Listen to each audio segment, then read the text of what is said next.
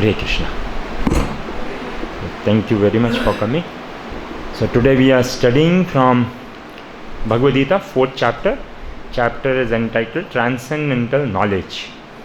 And we are on shloka number 19 and 20. So please recite after me. Yasya sarve samarambhaha kama sankalpa varjitaha jnanagni dagdha karmanam tam ahu panditam buddhaha. Yasya sarve samarambhaha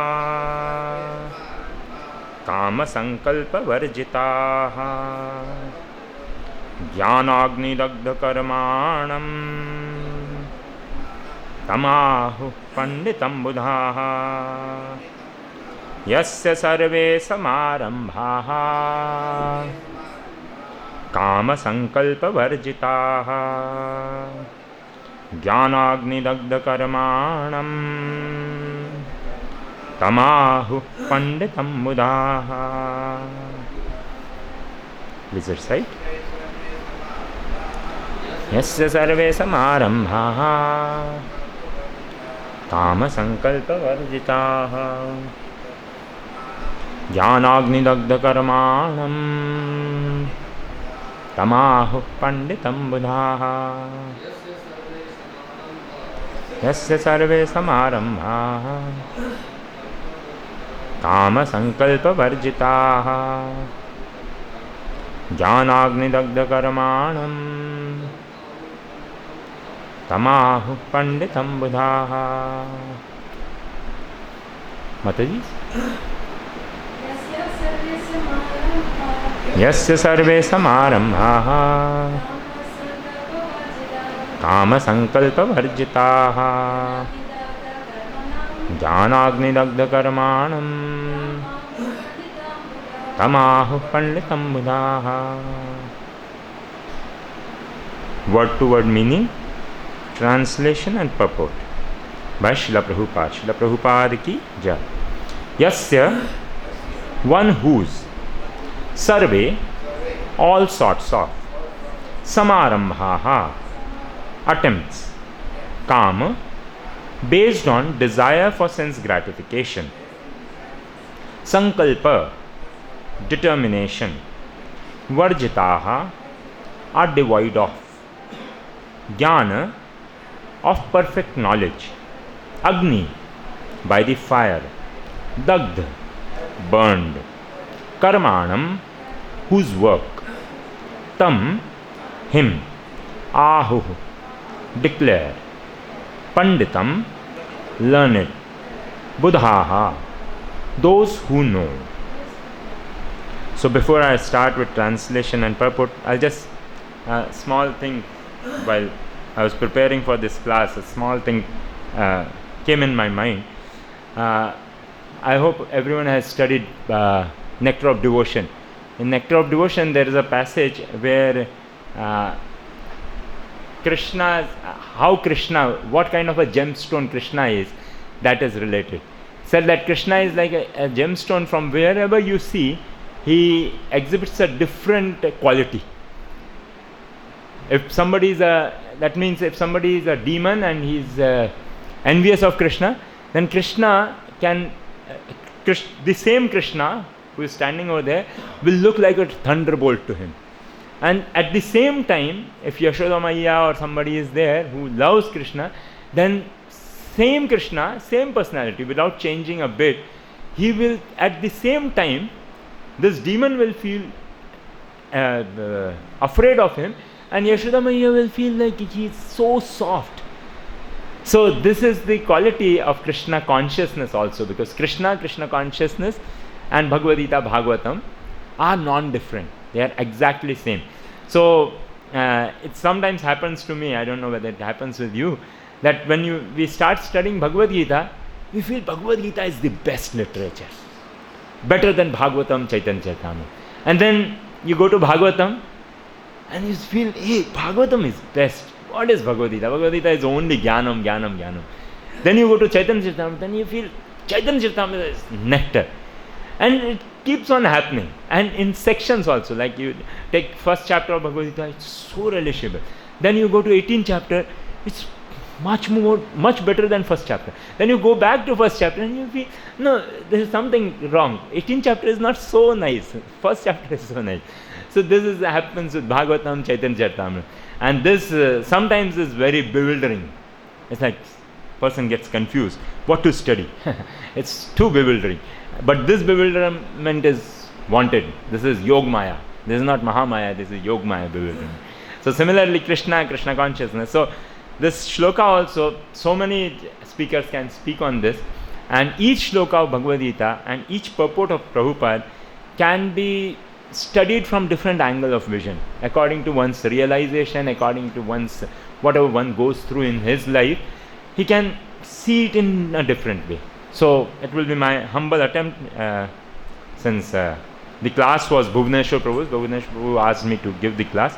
So it's my humble attempt that I'll be speaking something which will encourage you in Krishna consciousness. So with that, I'll just start with the translation and purport. I don't know how much I'll be able to cover. He has told me to cover in 19th and 20. I'll see how much, I don't know, maybe only 19. So translation: one is understood to be in full knowledge, whose every endeavor is devoid of desire for sense gratification. He is said by sages to be a worker for whom the reactions of work have been burned up by the fire of perfect knowledge. Purport: only a person in full knowledge can understand the activities of a person in Krishna consciousness. Because the person in Krishna consciousness is devoid of all kinds of sense gratificatory propensities, it is to be understood that he has burned up the reactions of his work by perfect knowledge of his constitutional position as the eternal servitor of the Supreme Personality of Godhead. He is actually learned who has attained to such perfection of knowledge. Development of this knowledge of eternal servitorship to the Lord is compared to fire. Such a fire, once kindled, can burn up all kinds of reactions to work. So before going to 20th, we'll just discuss this shloka. So the shloka says that yasya sarve samarambha kama sankalpa varjitaha jnanagni dagdha karmanam tamahu panditam buddhaha. It says that a person who has developed full Krishna consciousness, his every endeavor is bereft of any sense gratification desire. Even the propensity to gratify his senses doesn't occur. And such a person is understood to that he has no reaction. His work has no reaction, no binding reaction in this world. Now this is very important to understand, because the first sentence of Prabhupada is, only a person in full knowledge can understand the activities of a person in Krishna consciousness. And who is a person in full knowledge? A person who is in Krishna consciousness. Right? So it's one way of saying it takes one to know one. Only if a person is himself Krishna conscious can actually judge the other person who is Krishna conscious.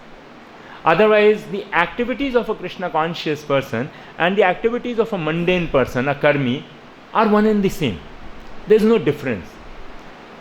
Like a Krishna conscious person like Parikshit Maharaj or our Srila Prabhupada, they are big kings.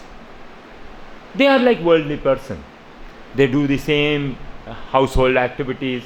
They also maintain family. They go to the market to purchase things. If a person who is not learned in Krishna consciousness, he'll understand that Maharaj Parikshit is doing the same thing which Obama is doing, the President of America is doing. It's the same thing. There is no difference. But a person who is Krishna conscious himself can understand that this person, all the activities which he is doing is only to inspire his citizens to become Krishna conscious.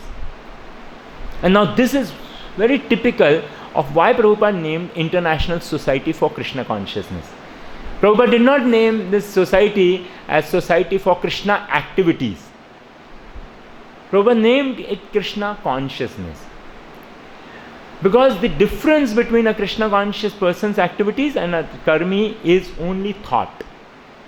There is no other difference. Prabhupada many times writes, there is nothing material in this world. Everything is spiritual.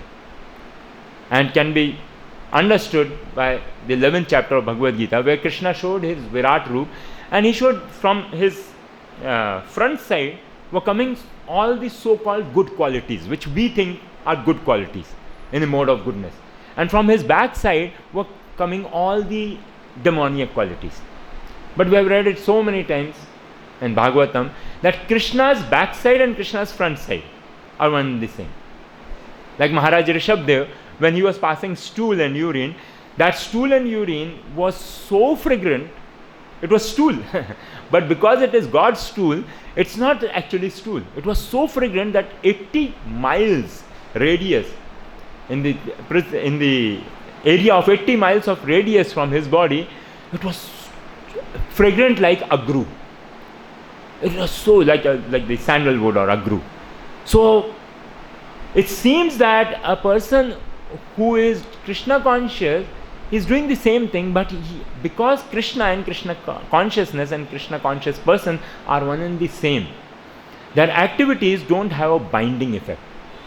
And that's what the 14th shloka says, Namam karmani limpanti name karma phale spruha iti mam yobi janati karma bhir nasabhadyate.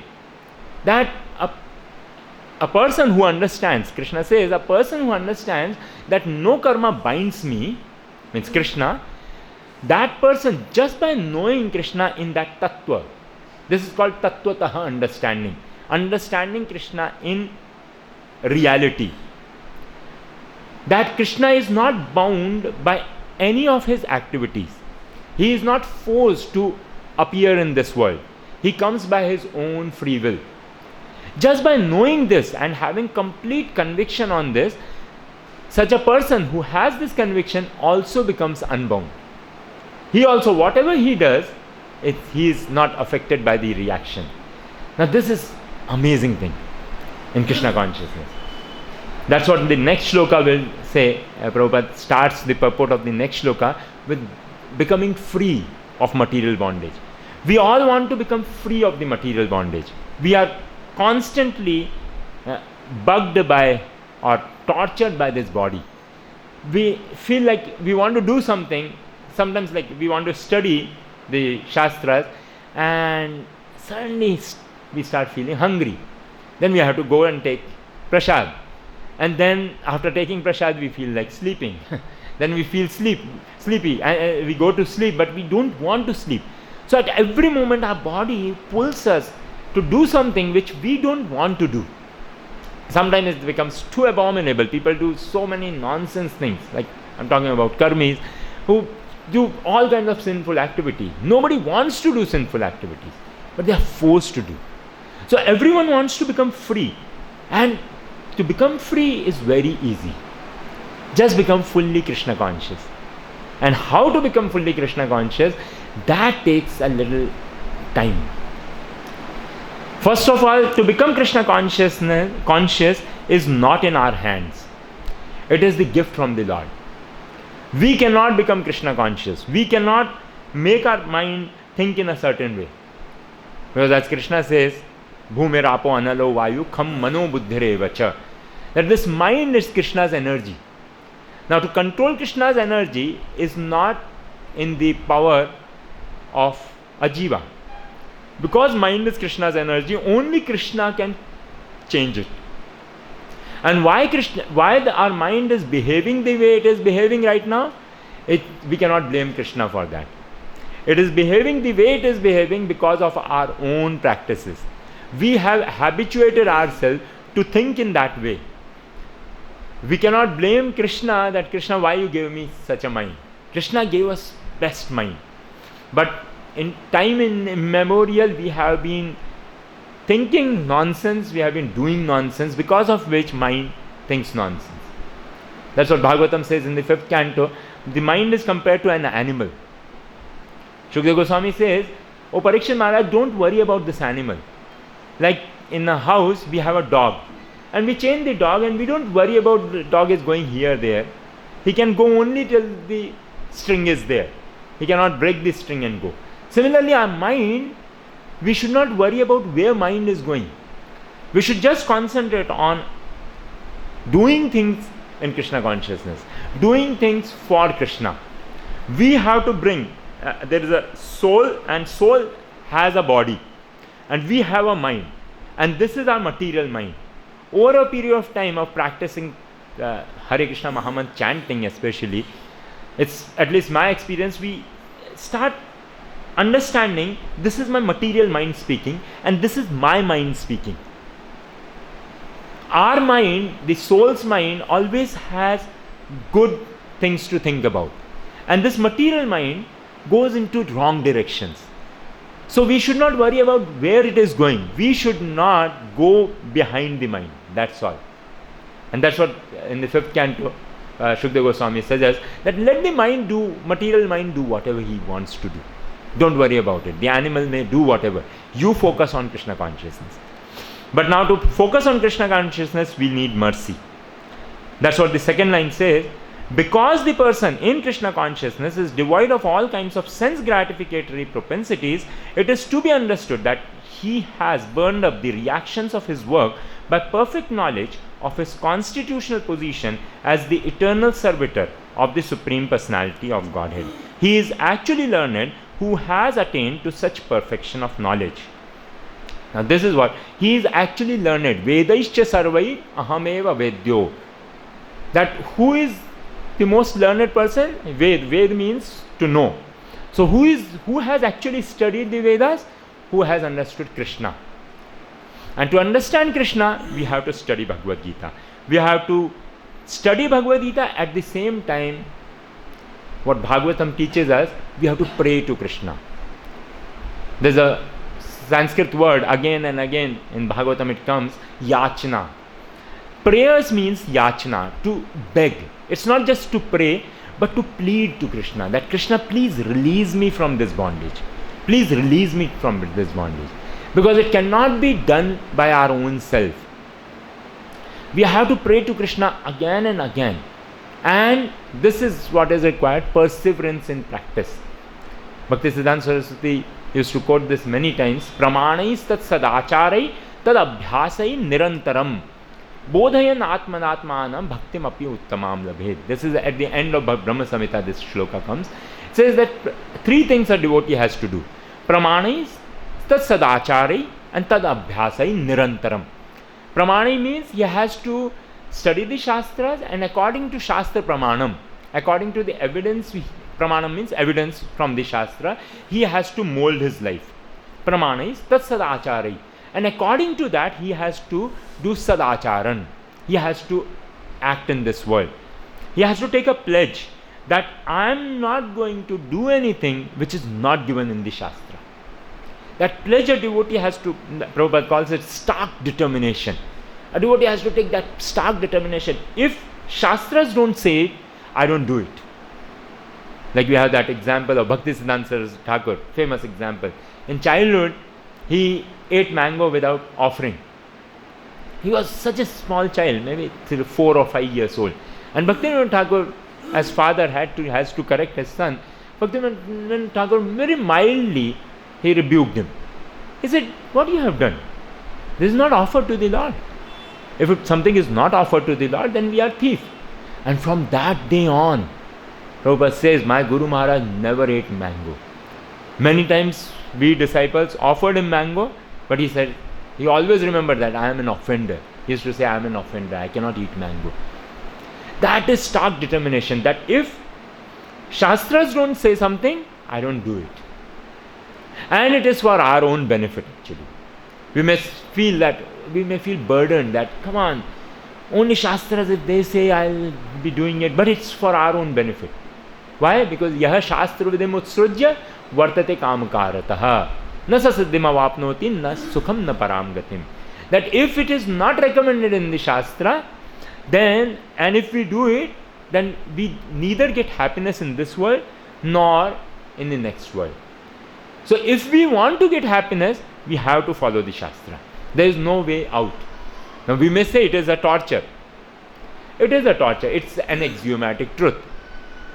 Like we cannot blame Krishna for making this gravitational pull. If we throw something up, it comes down. No, it comes down. Similarly, the whole world, the whole material nature has its laws of nature. And those laws of nature are mercifully given to us by Krishna in Vedas, Bhagavad-Gita, Bhagavatam.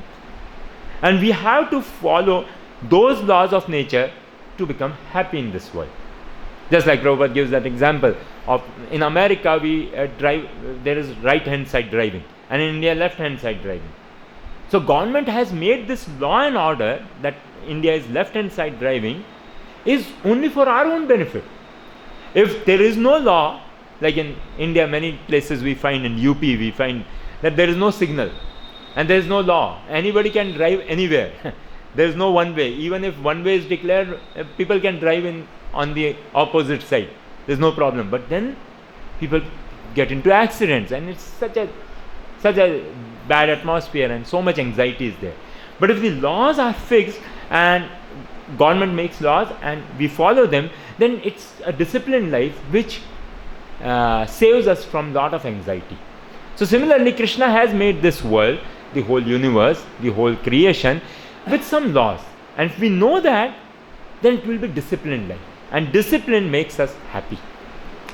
So we may say that why we have to stick to it, but it's only for our own benefit.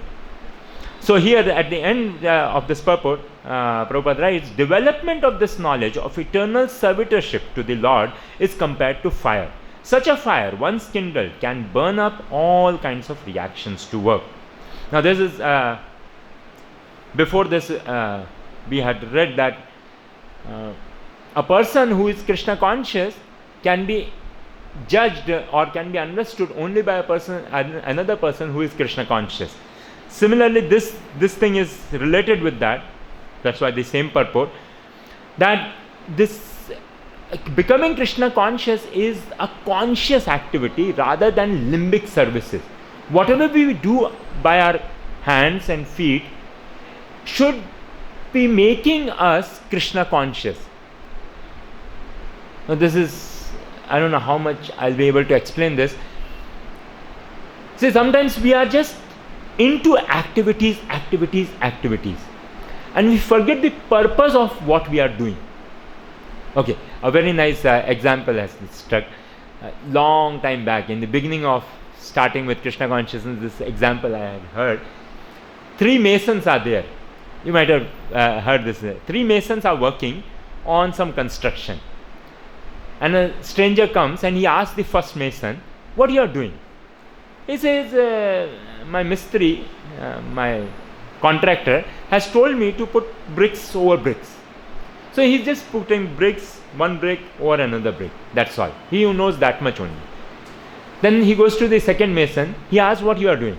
He says, "Oh, my contractor told me that there is a wall to be constructed and this is the design of the wall."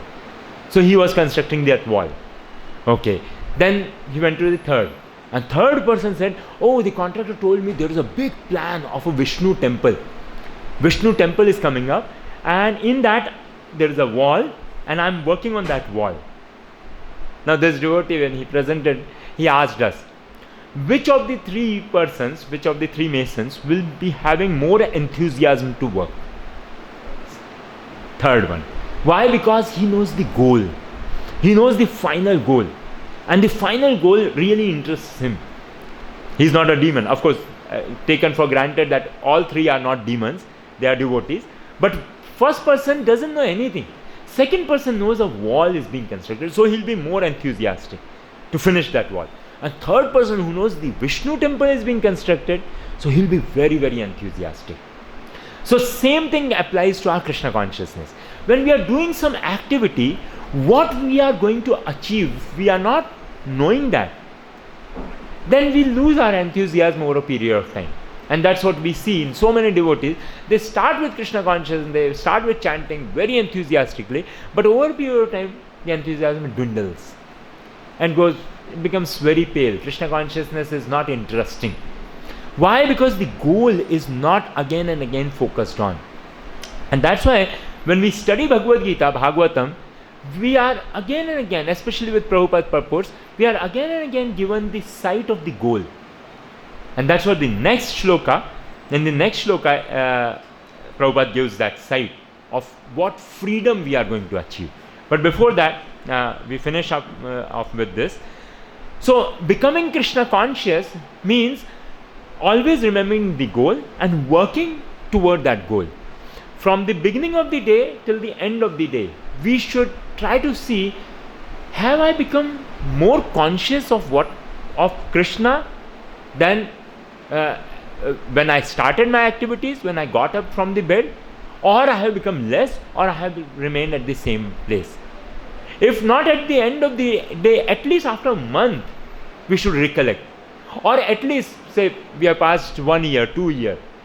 Have I changed a little bit? Have I become a better devotee or not? That a devotee should always have competition with himself. So a devotee said that two devotees should not compete with each other. A devotee should compete with his own self. Have I become a better devotee than yesterday?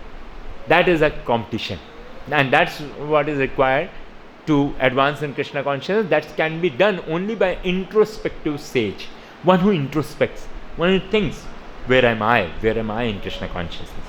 So the last line says, development of this knowledge of eternal servitorship to the Lord is compared to fire. Such a fire, once kindled, can burn up all kinds of reactions to work. Similar shloka, Prabhupada quotes a shloka from the 11th canto. It says, Yathagni susamruddharchi karoti edhamsi bhasmasat tatha mad vishaya bhakti uddhaivai namshi kritsnashaha. Lord Krishna tells Uddhav that, oh Uddhav, he gives a very nice analogy, just like a blazing fire burns up the fuel, whatever fuel you put in a blazing fire, all the fuel is consumed. Similarly, intense devotional service, intense Krishna consciousness, if a person is too Krishna conscious, then whatever sinful activity, Uddhav enamsi means sins, whatever sinful activities he might be doing or he might have done, all are completely burned. He's completely free. And this is very, very important, because when a person is working in this world, anybody, whether he's a devotee, practicing devotee, or he's a karmi, we commit so much violence at all times. We may feel like in America, Prabhupada was many times challenged by Christian priests and others and interviewers that you are saying don't eat non-veg. Of course, Prabhupada never said don't eat non-veg. That was never Prabhupada's motivation, that we are vegetarian. Prabhupada always said we are Krishnatarian. So they challenged Prabhupada, you say don't eat non-veg, but what's the wrong in eating non-veg? Because we are killing animals and you are also killing some plants.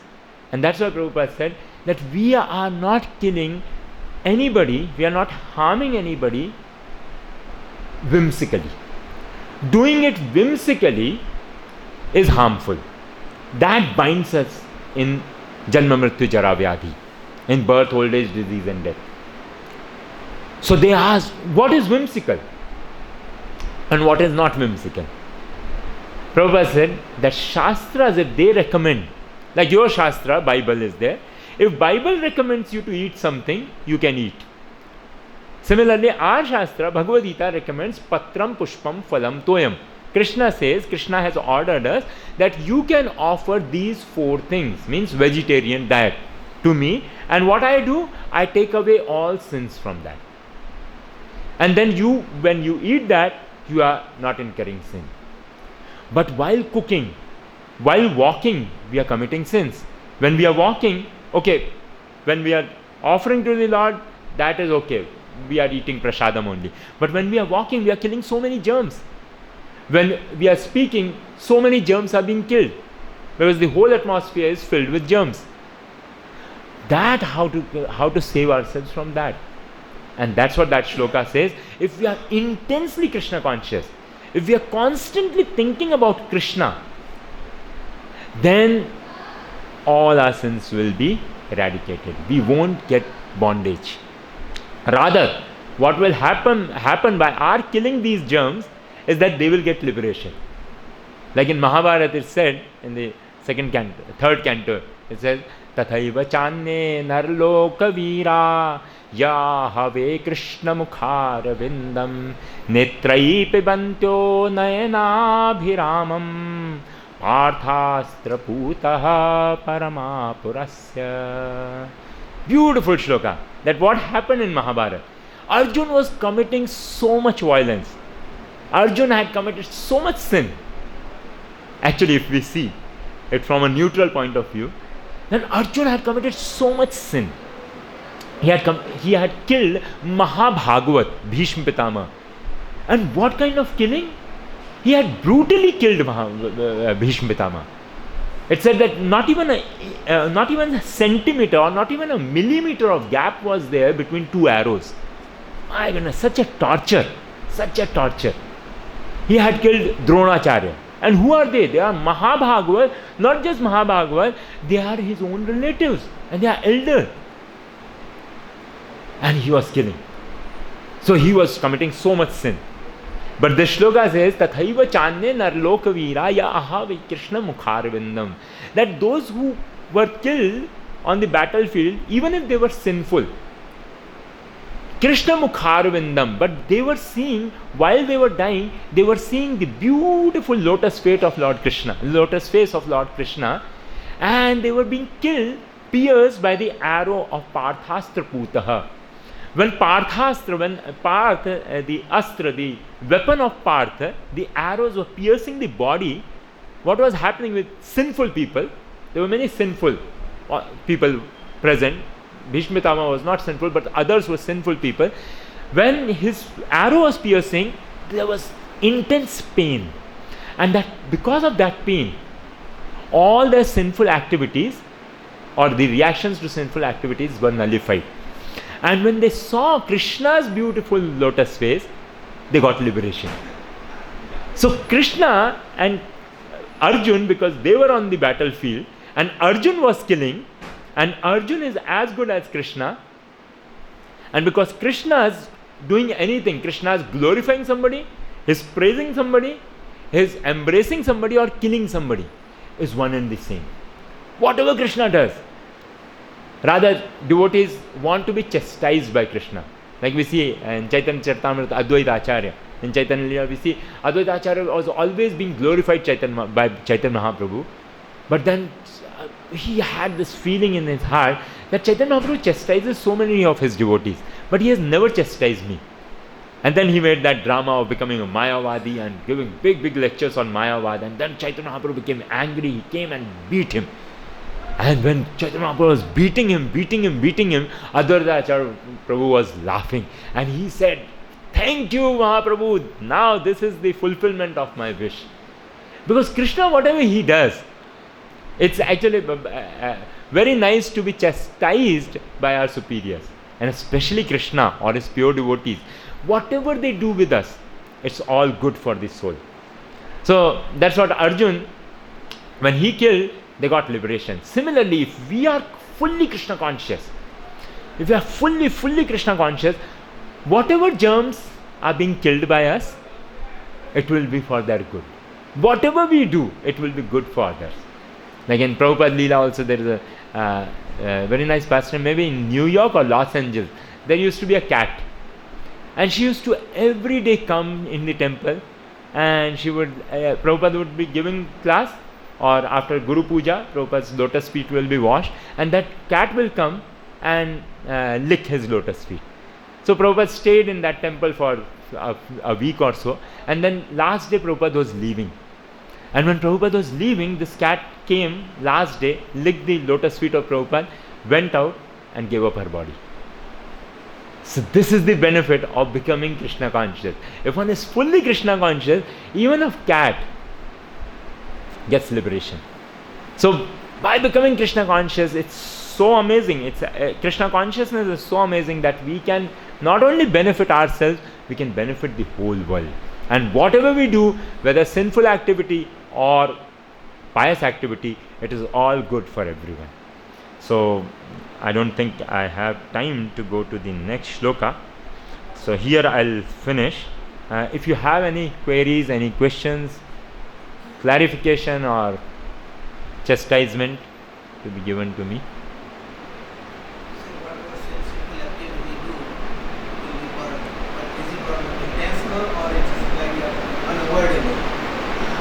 Prabhuji is asking that if we do sinful activity, I said that sinful activity, they will be, we won't get the reaction.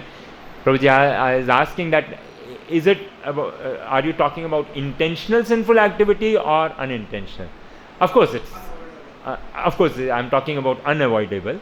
And intentional in the case of Arjun, if we have an order, like there Arjun was being told by Krishna. One devotee said that when Krishna went to Bhishma Pitama, lifting up the wheel of the chariot, and he wanted to kill Bhishma Pitama, Bhishma Pitama left all the weapons and he said, okay, Lord, whatever you want to do. And then Lord Krishna started telling Arjun, now kill him. Like sometimes the referee, he is training, not referee, the trainer is training the wrestler, and the trainer or the coach tells the wrestler, now is the opportunity, now kill him, beat him, now beat him. The opposite wrestler. Similarly, Arjun was being trained by Krishna, and Krishna was telling, now Arjun, kill this rascal. Bhishma Pitama has done so much wrong.